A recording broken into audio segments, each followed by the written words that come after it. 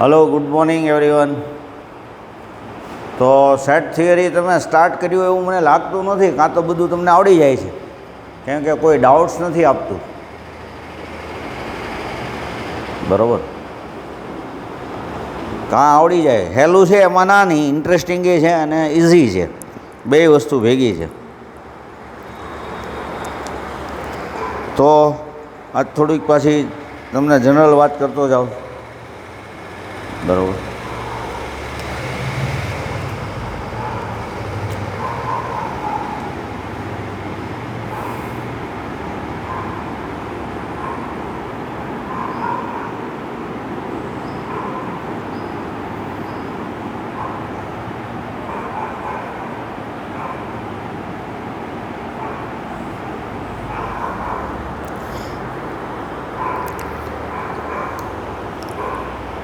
Union, intersection, subset એ તમને સમજાયું. હવે એકવાર ફરીવાર રિવાઇઝ કરી નાખીએ છીએ આપણે.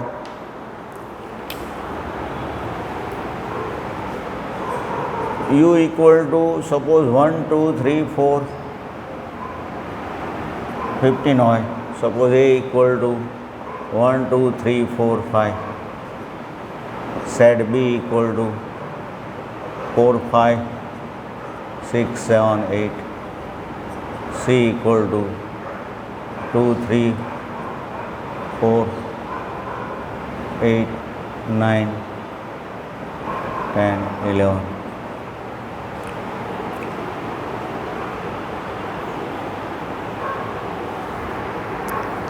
So what is union? So A union B. A union B means A અને B ના બધા જ કમ્પ્લીટ, બધા જેટલા છે એ બધા એલિમેન્ટ. તો 1 2 3 4 5 6 7 8 એ અને બી સેટના બધા જ એલિમેન્ટ, કોઈ રિપીટ થતો હોય નહીં, બીજી વાર નહીં લખવાનું. એવી રીતે બી યુનિયન સી. તો બી યુનિયન સી શું થાય? તો કે 2 3 4 5 6 7 8 9 10 11. બી અને સી સેટના બધા જ એલિમેન્ટ.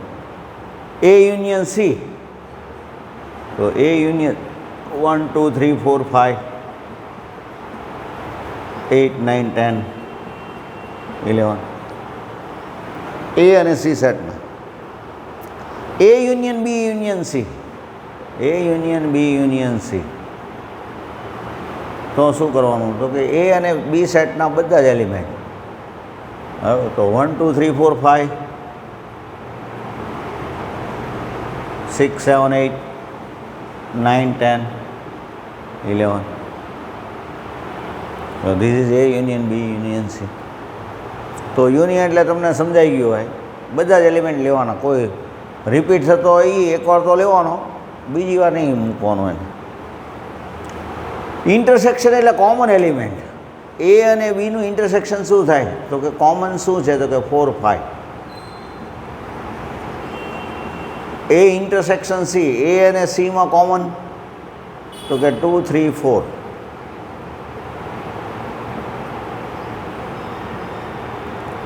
બી ઇન્ટરસેક્શન સી, બી અને સીમાં કોમન એલિમેન્ટ, તો 4 ઓનલી. એ ઇન્ટરસેક્શન બી ઇન્ટરસેક્શન સી, ત્રણેયનું ઇન્ટરસેક્શન, તો 4 એલિમેન્ટ છે એ બધામાં છે. જુઓ તો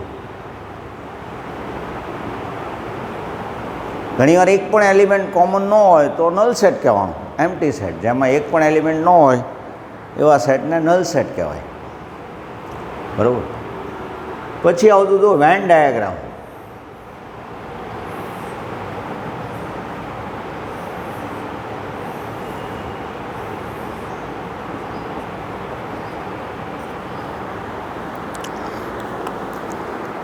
તો એ અને બી, એ બી સી ત્રણેયને આપણે સેટના ફોર્મમાં બતાવીએ છીએ. તો વેન ડાયાગ્રામમાં તમારે એલિમેન્ટ બતાવવાના આવે ત્યારે સૌથી કોમન એલિમેન્ટ ત્રણેયનો તો 4 છે. એ અહીંયા મૂકી દેવાનું, એ બી અને સી.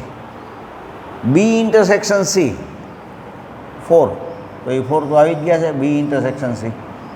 એ ઇન્ટરસેક્શન સી, તો 2 3 4. એ ઇન્ટરસેક્શન સી એટલે આટલો પાર્ટ. તો 2 અને 3 બરાબર.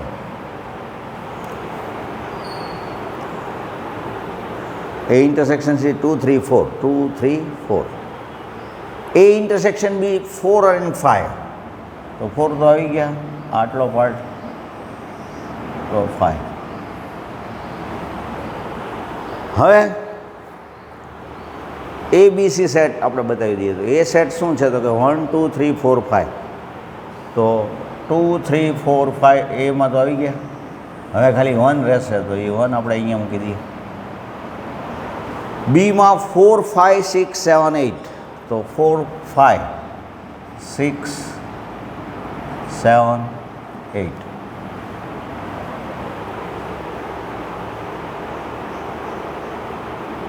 સીમાં 2 3 4 8 9 10 11. તો 2 3 4 તો આવી જ ગયા છે સી સેટમાં. 8 9 10 11. યુ સેટ યુનિવર્સલ સેટ, એમાં 1 to 15 છે. તો એમાં 1 to 15માં 1 to 11 સુધીના તો બધા એલિમેન્ટ આવી ગયા. રહ્યો કોણ? તો કે 12 13 14 15. તો સમજાઈ ગયું તમને?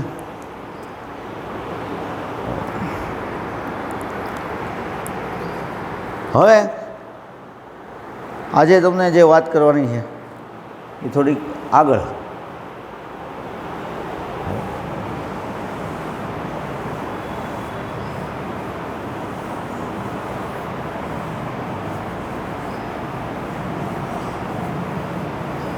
A equal to 1 2 3 4 5, B equal to 4 5 6 7 8. તો A minus B, A અને B નો ડિફરન્સ સેટ. તો ડિફરન્સ સેટ શું થાય? તો કે એના એવા એલિમેન્ટ જે બીમાં ન હોય. તો કે 1 2 3 A minus B. B minus C, B minus C. તો B minus C એટલે બીના એવા એલિમેન્ટ જે સીમાં ન હોય. તો 4 તો છે, 5 6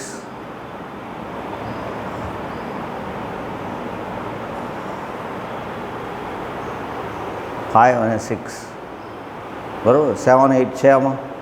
5 6 7 એ આવી જશે.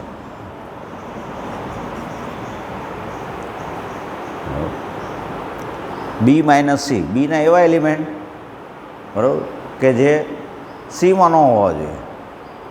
તો 5 6 7 બરાબર. એ માઇનસ સી, તો એના એવા એલિમેન્ટ જે સીમાં ન હોય. તો 1 2 3 4 છે, 5 1 and 5 બરાબર. એ માઇનસ બી 1 2 3, પણ બી માઇનસ એ કે તો બી સેટના એવા એલિમેન્ટ જે એમાં ન હોય. તો બીમાં 4 5 6 7 8 છે. તો 4 5 છે એટલે 6 7 8. સી માઇનસ બી,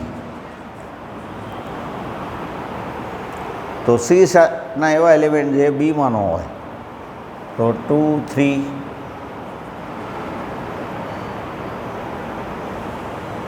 8 8 તો છે એટલે 9 10 11. સી માઇનસ એ, તો સી માઇનસ એ, સીના એવા એલિમેન્ટ જે એમાં ન હોય.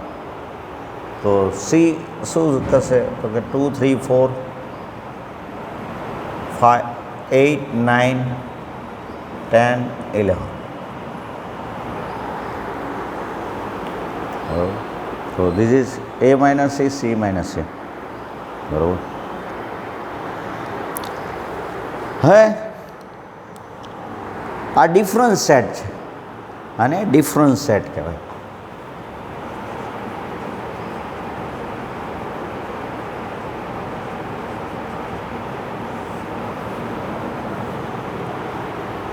Symmetric difference.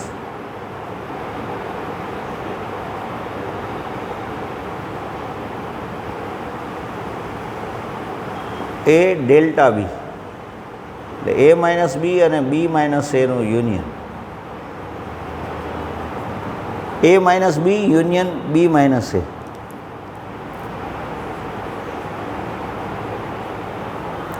એ માઇનસ બી ને બી માઇનસ એનો યુનિયન કરીએ તો આપણને એ ડેલ્ટા બી મળે. તો એ માઇનસ બી એટલે 1 2 3 છે,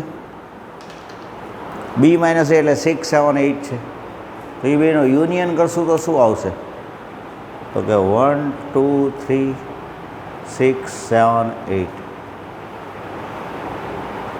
એવી રીતે બી ડેલ્ટા સી તમે કહી શકો, બી ડેલ્ટા સી કહેશું તો બી માઇનસ સી ને સી માઇનસ બીનો યુનિયન તો શું થાય? તો કે 2 3 5 6 7 10 11. તમને ખ્યાલ આવી જાય કોમન સિવાયના એલિમેન્ટ. તમારે આમ ડાયરેક્ટ વિચારવું હોય કે એ ડેલ્ટા સી એવું વિચારવું છે તો બેના કોમન એલિમેન્ટ નહીં લેવાના. 1 આવી એક છે, 2 બેમાં કોમન છે, 3 છે કોમન, 4 છે, 5 8 9 10 11. That is symmetric difference.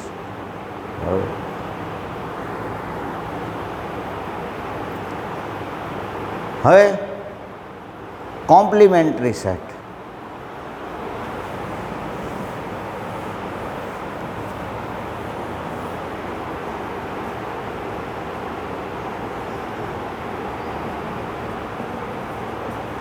Complimentary set. તો વોટ ઇઝ કોમ્પ્લિમેન્ટરી સેટ? એનો સિમ્બોલ તો એ પ્રાઇમ અથવા એ બાર, બેમાંથી કોઈ પણ ચાલશે. એ પ્રાઇમ ZEEમાં જનરલી આ રીતે બતાવે છે અને આપણી ગુજરાત ટેક્સ્ટમાં એ પ્રાઇમ. તો યુ માઇનસ એ, યુના એવા એલિમેન્ટ જે એમાં ન હોય તો એનો મિનિંગ એવો જો 1 2 3 4 5 સિવાયના એટલે શું થાય? તો કે 6 7 8 9 10 એમ 15 સુધી. બી પ્રાઇમ એટલે અથવા બી બાર તો યુ માઇનસ બી, બીના એવા એલિમેન્ટ બી સિવાયના એલિમેન્ટ યુના એવા એલિમેન્ટ જે બીમાં ન હોય તો 4 5 6 7 8 છે તો 1 2 3 9 10 11 12 13 14 15. તો એવી રીતે સી પ્રાઇમ અથવા સી બાર તો યુ માઇનસ સી તો 1 આવી જશે. 2 3 4 છે, 5 6 7 8 9 10 11 છે એટલે 12 13 14 15. બરાબર? તો આને કોમ્પ્લિમેન્ટરી સેટ કહેવાય છે. બરાબર? એને એના કોમ્પ્લિમેન્ટરી સેટને એ પ્રાઇમ કહેવાય. વેન ડાયાગ્રામ આપણે સમજીએ તો વેન ડાયાગ્રામમાં સપોઝ એ સેટમાં 1 2 3 4 5 છે, આ એ સેટ છે તો એ પ્રાઇમ એટલે બાકીનું. તો એનો મિનિંગ એવો જો વેન ડાયાગ્રામ આપણે કહેવી હોય તો શું કહેશું? તો બાકીના 6 7 8 9 10 11 12 13 14 15 જૂના બાકીના બધા એલિમેન્ટ તો એ પ્રાઇમ. સેટ થિયરી નામ બતાવો. This is complimentary set. હવે ફાઇનાઇટ અને ઇન્ફાઇનાઇટ સેટ અને નલ સેટ. તો નલ સેટની આપણે વાત કરી હતી તમને.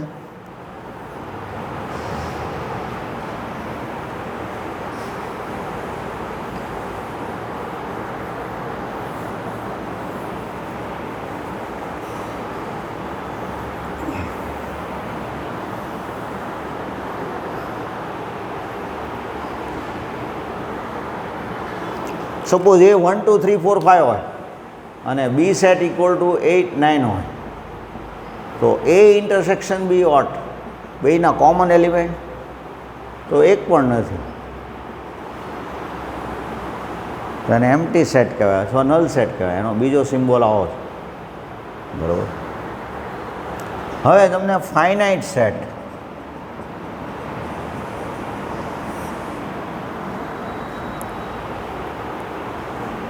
Suppose x such that x belongs to n 1 less than x less than 5. જો n z q r તમને ખબર હશે, n એટલે set of natural number.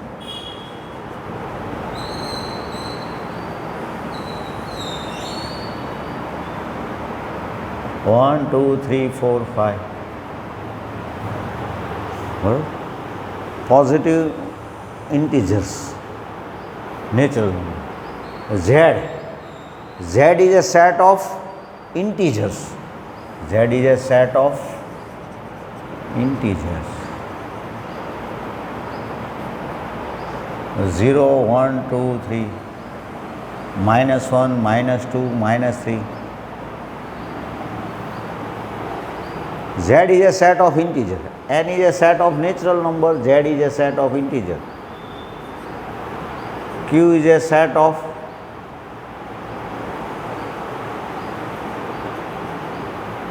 rational number.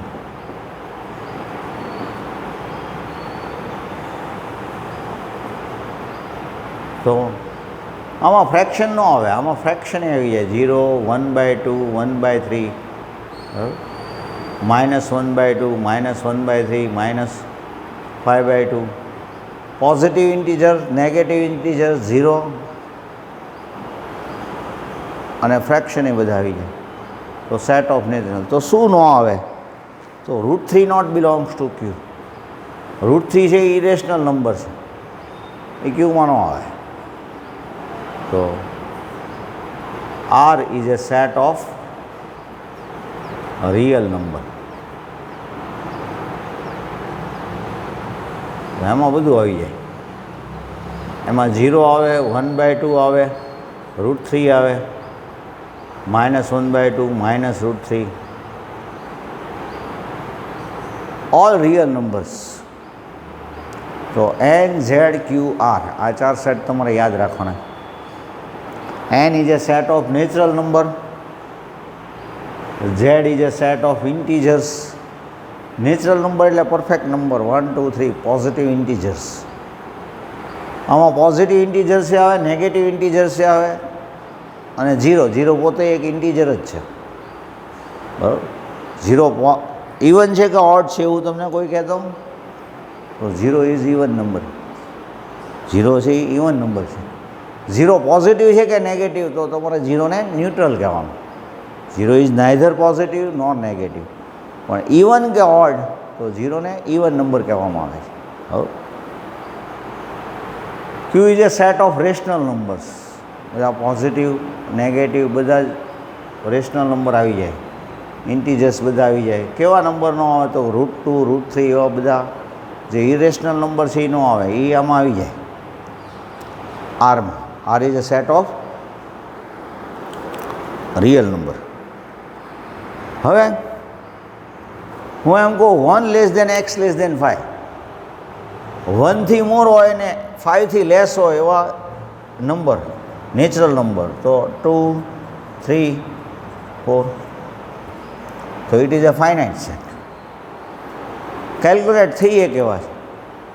તમને એમ કીધું હોય કે બી set x belongs to z -3 less than x less than 100.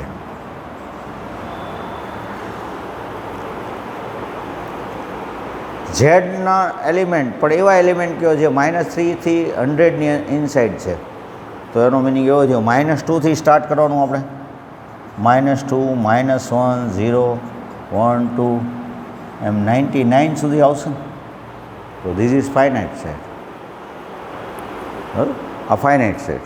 હવે ઇનફાઇનાઇટ સેટ.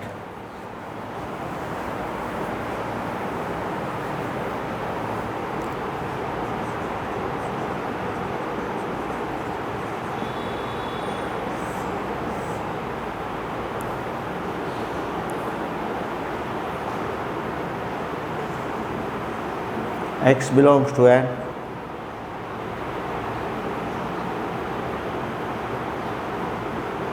One 10 થી મોર નેચરલ નંબર. 10 થી મોર નેચરલ નંબર, તો 10 થી મોર કહેવા હોય તો કયા કયા થાય? તો કે 11, 12, 13, 14.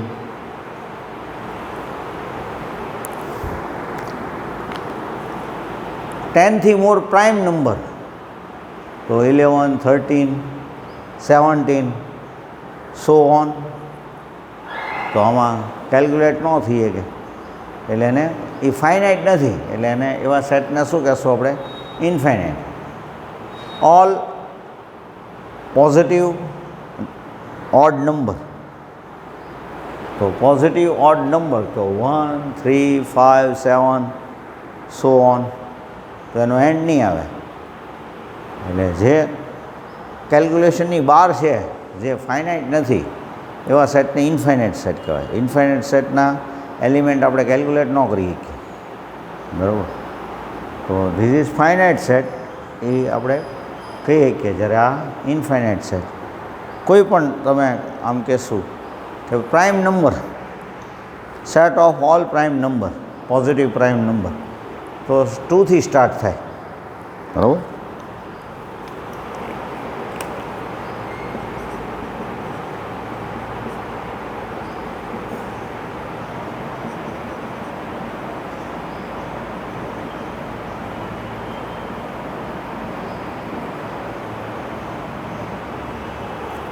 તો પ્રાઇમ નંબર સ્ટાર્ટ થાય 2, પછી 3, 5, 7, 9, 10, 11, 13. તો આ સેટ ક્યારેય કમ્પ્લીટ તો થાય જ નહીં, બરાબર. એટલે it is A infinite set, બરાબર. અને ત્રીજો જે કીધો એ નલ સેટ.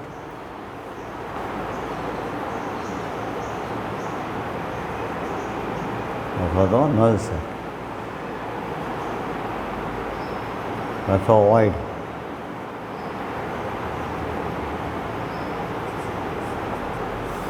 એક પણ એલિમેન્ટ નથી, એને નલ સેટ કહેવાય છે, બરાબર. એને નલ સેટ કહેશું. તો તમે લોકો હવે સ્ટાર્ટ કરી દો એક્સરસાઇઝ 1.1, 1.2, 1.3, 1.4, 1.5 સુધી કરી શકો તમે. ઓકે, હોમવર્ક કરીને ડાઉટ છે એ તમે આપણા વોટ્સઅપ ગ્રુપમાં આપો, બરાબર. Okay, thank you.